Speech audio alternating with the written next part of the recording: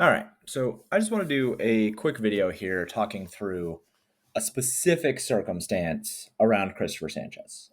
Nikki Diesel in the Discord said that he faded him because he was negative leverage or because he had negative edge on one or two of the models. And then added in, why would I want to play a 40% owned pitcher? So, first off, 40% owned pitcher is not in and of itself a bad thing, right? So I have the player range of outcomes here pulled up just to start, right? He's projected as the highest owned pitcher. I'm fine with this, whatever. He's projected at 45% owned, Evaldi at 35% owned. And then you have kind of like, nobody else who's really going to be that owned. But it would be one thing if Christopher Sanchez was projected to be very highly owned, 45%, and then in the scoring percentages, the models were also all over the Yankees, right? Who are at 99% some ownership and a negative 50% Levex. Like, yeah, you probably don't want to play Christopher Sanchez with the Yankees with a secondary of Boston or like, you know, Cincinnati or something like that, right?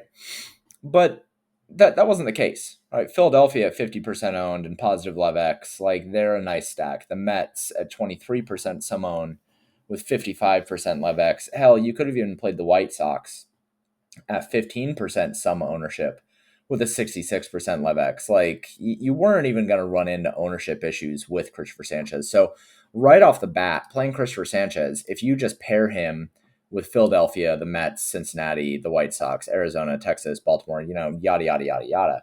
Or if you just sort this by Lev X, right? If you pair him with the White Sox, the Nationals, the Mets, or the Phillies, like it's already fine. But say that wasn't enough, right? Say that you wanted a little bit more confirmation. So I ran through two different things here, right? I did both contest sims and the portfolio manager. So let's say the contest sims, because I think that's how a lot of people like routinely use things, go from the range of outcomes into contest sims. If you just run the contest sims and say, okay, so what do they say about Christopher Sanchez? So his projected ownership is 45%. His exposure in this contest sim was 43%. He has a negative edge of 1.58. Like, this is fine. Anything basically from negative 5% to 5% is basically considered neutral, especially when you consider if you pair Christopher Sanchez with Drew Rasmussen, like the total edge of your pitchers is 31%. You're totally fine in that instance. You always got to remember that one player in and of themselves being a negative edge isn't the end all be all of a lineup. If you sort this by negative edge, you could have paired, Tobias Myers at negative 17% with Drew Rasmussen at 32% and still had positive 15% edge in your lineup just as like a straight baseline number. So especially when you're considering pitchers, like let's just look at pitcher exposures. If you were to go with, Drew Rasmussen and Christopher Sanchez, so long as you didn't play Christopher Sanchez with, Corbin Burns or Jake Irvin, then you were fine.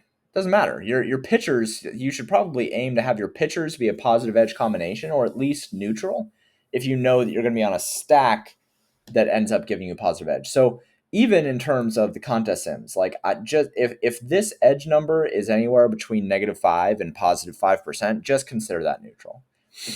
So then he brought up on the portfolio manager that he ended up getting a lot of Shane Smith and that Christopher Sanchez was a negative value on in terms of edge. So what I do when I load the portfolio manager, I mean, there's another video that I've done where I talk about loading the portfolio manager, but even with like this is with 4-man and 5-man lineups only, and I'm going to set the min acceptable salary to 49,000 and let this kind of refresh and see what lineups we get.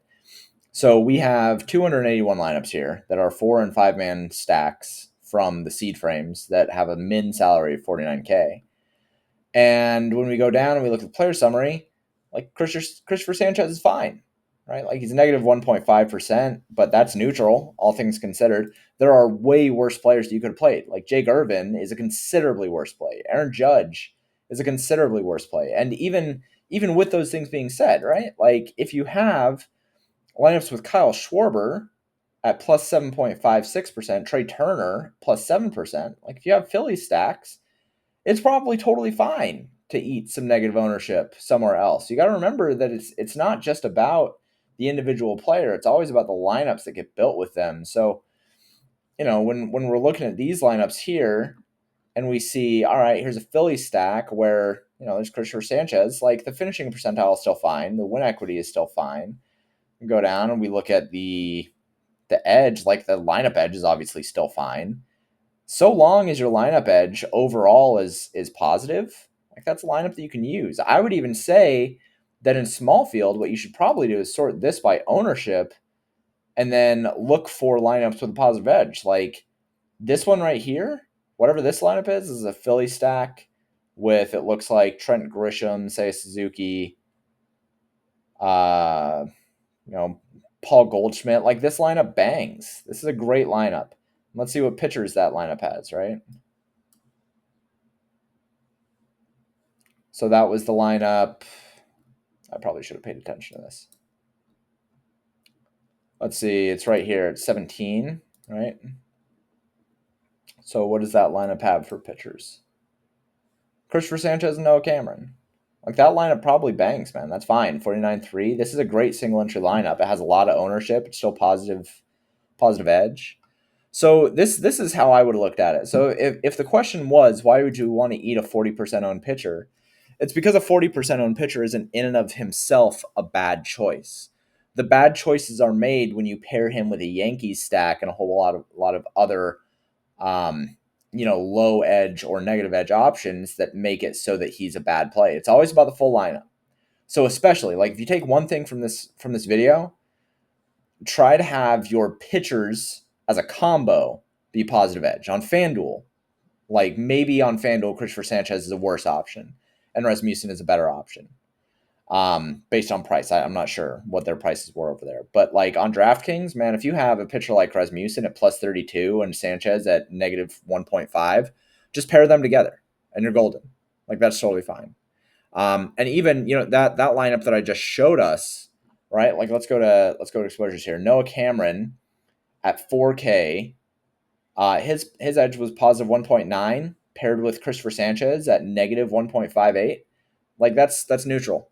And then you have a Philly stack, which is highly positive leverage. So hopefully this clears things up a little bit, lets you know a little bit more about how to use these tools. If you have questions and like I'm trying to do a little bit more of this kind of stuff of answering questions based on the tools, let me know. Just ask me over in the Discord.